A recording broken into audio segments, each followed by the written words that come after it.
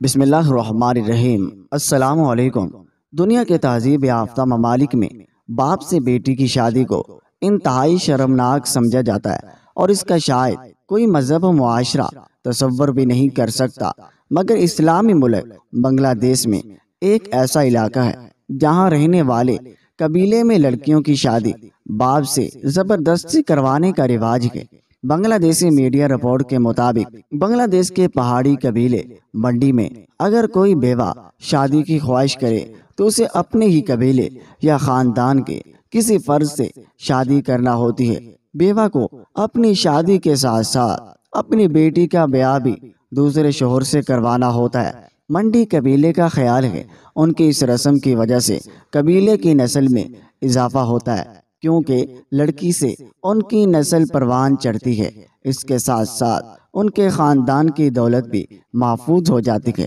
کیونکہ اگر بیوہ کا انتقال ہو جاتا ہے تو اس کے بعد اس کی ساری جائیداد کی وارث اس کی بیٹی بن جاتی ہے اور ان کی جائیداد قبیلے یا خاندان سے باہر نہیں جاتی۔ ایک بنگلہ دیشی میگزین نے اس قبیلے کی ایک ایسی ہی لڑکی کا انٹرویو کیا جس کی شادی اس کی ماں کی دوسری شادی کے موقع پر اس کے ستھیلے باپ کے ساتھ کر دی تھی، اور اس وقت اس کی عمر 30 سال تھی اور لادن پوت اس وقت 30 سال کی ہے، اور اس کی اپنی ماں کے دوسرے خامد اور اپنے ستھیلے باپ سے 3 بچے ہیں، جن میں بڑے بیٹے کی عمر 14 سال ہے جبکہ ایک بیٹی 7 سال کی، جبکہ سب سے چھوٹی لڑکی کی عمر 19 ماہ ہے۔ ارلا اور اس کی ماں متا مونی کی محض چند ایکڑ زمین ہے جس پر وہ اناج اور کیلوں کی فصل تیار کر کے اپنا گزر بسر کرتے ہیں۔ ارلا کے مطابق جب اسے بلوغت پر اپنے ستیلے باپ کی